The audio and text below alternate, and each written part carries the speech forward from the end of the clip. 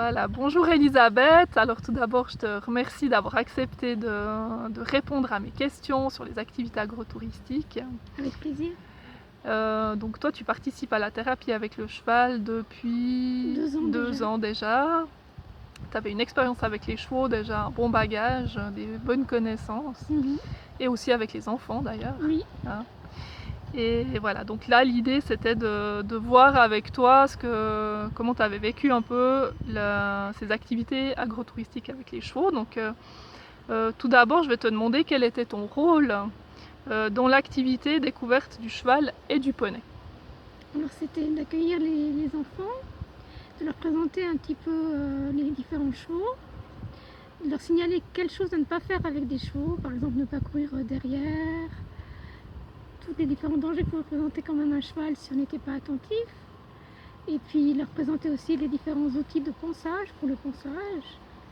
Et après, on se répartissait les choses en deux avec Nadia et chaque enfant avait choisi un cheval pour le poncer et j'étais à ses côtés pour l'aider, l'épauler, répondre à ses questions, le rassurer.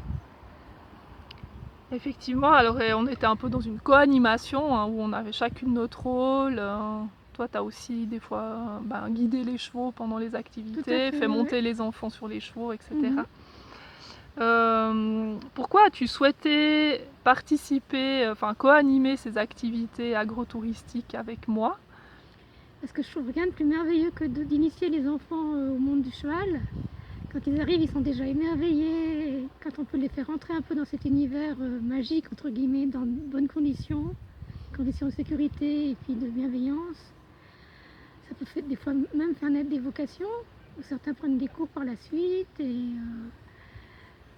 juste ce bonheur-là.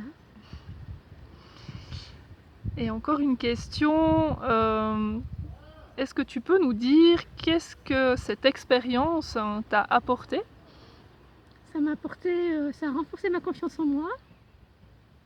Suite à un burn-out, j'avais perdu beaucoup de capacité, de motivation. Et là, ça m'a réconcilié un peu avec celle que j'étais avant, entre guillemets. Ça m'a apporté de la joie, bien sûr, parce que le sourire de ces enfants et cette passion qu'ils ont pour les bêtes et tout ça, c'est inexprimable de pouvoir les motiver dans cette voie-là. Et ça m'a apporté beaucoup de paix et de joie. Ok.